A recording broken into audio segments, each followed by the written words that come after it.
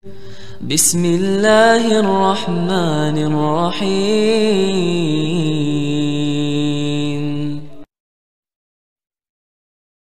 Assalamualaikum warahmatullahi wabarakatuh. Alhamdulillah wassalatu wassalamu ala rasulillah ma ba'd. Ihbati fillahi azanillahu wa iyyakum. Teman-teman anak pasar hijrah yang semoga dirahmati Allah Subhanahu wa taala.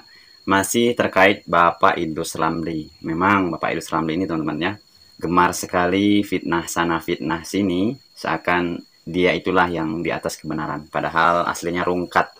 Di sini teman-teman ya, saya akan menanggapi statement dari Bapak Idrus Ramli yang katanya Muhammadiyah juga itu setengah Wahabi. Jadi selain Salafi yang difitnah sana sini oleh Bapak Idrus Ramli ini, ternyata Ormas Muhammadiyah juga tidak luput dari fitnahnya Bapak Idrus Ramli ini. Yang mana Bapak Idrus Ramli ini mengatakan katanya Muhammadiyah tersebut itu adalah setengah Wahabi, karena di antara peramalan-peramalan mereka banyak sekali yang mengikuti tata cara Wahabi.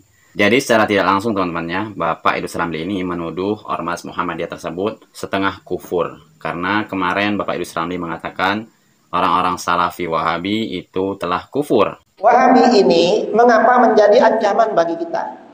Dalam sabda Rasulullah SAW, yang muruk keluar dari agama.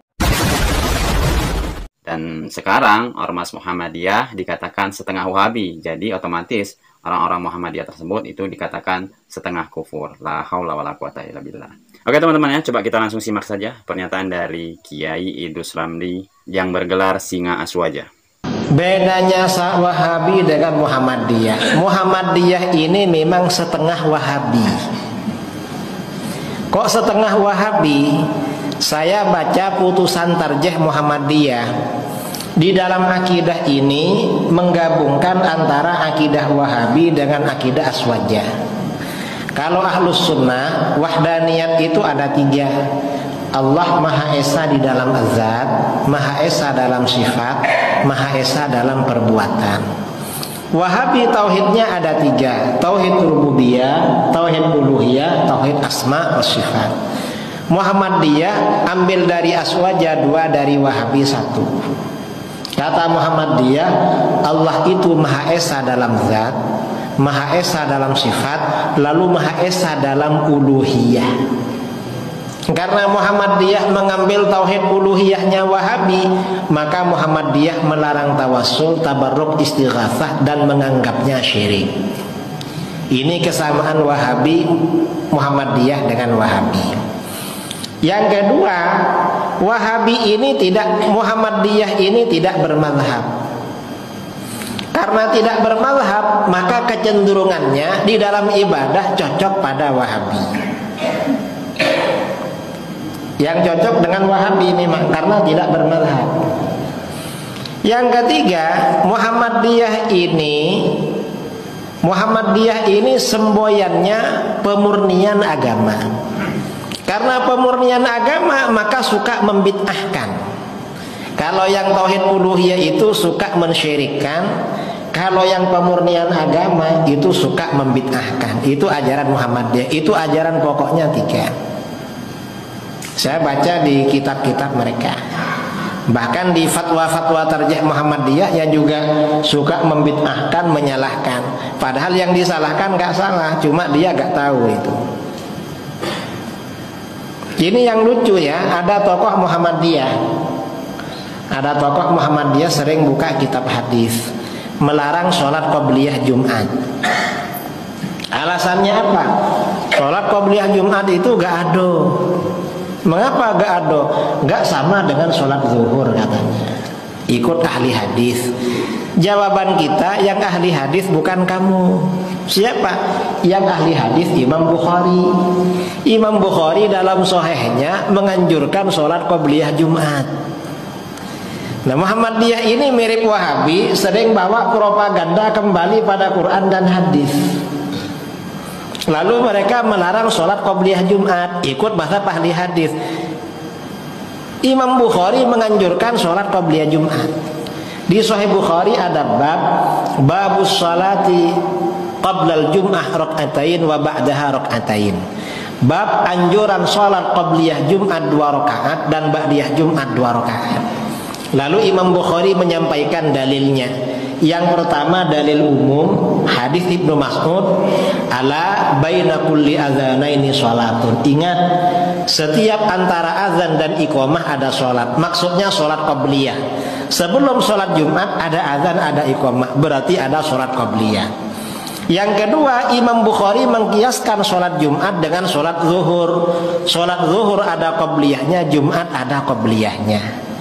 Kata tokoh Muhammadiyah ini, zuhur gak sama dengan Jumat.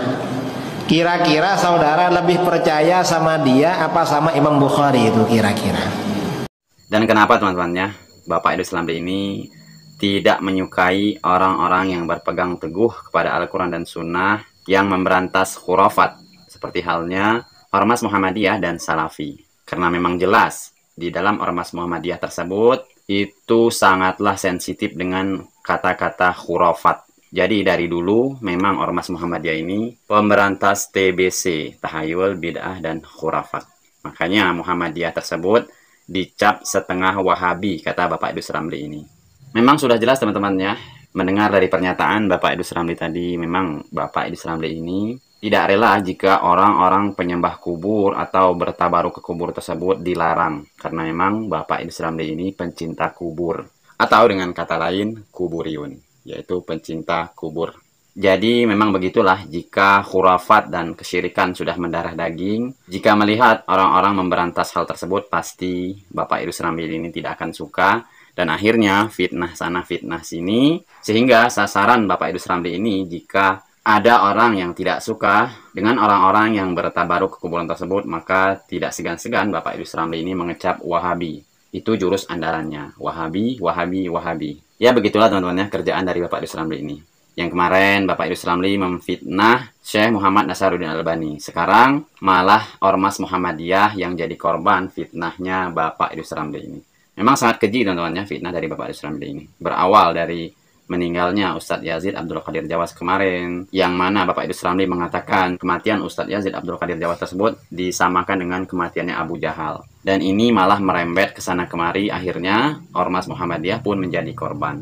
Ya, kita doakan saja teman-teman ya, semoga Bapak Idrus Ramli ini kembali ke jalan yang benar dan kembali kepada pemahaman yang benar, agar mulutnya itu tidak diobral untuk memfitnah sana memfitnah sini. Jika ada suatu ormas yang memberantas TBC, tahayul, bid'ah, khurafat, maka Bapak Idrus Ramli ini tidak segan-segan melontarkan kata yang keji sampai-sampai dikafirkan.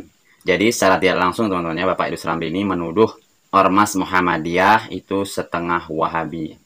Oke teman-teman ya, semoga video ini bermanfaat dan semoga ini didengar oleh Bapak Idrus Ramli. Kita doakan Bapak Idrus Ramli kembali ke jalan yang benar dan kembali kepada tauhid yang benar, agar Bapak Idrus Ramli tersebut meninggalkan kebiasaan buruknya, yaitu memfitnah dan selalu menyeru kepada perbuatan syirik, yaitu bertabaruk ke kuburan kepada orang yang sudah meninggal. Wassalamualaikum warahmatullahi wabarakatuh.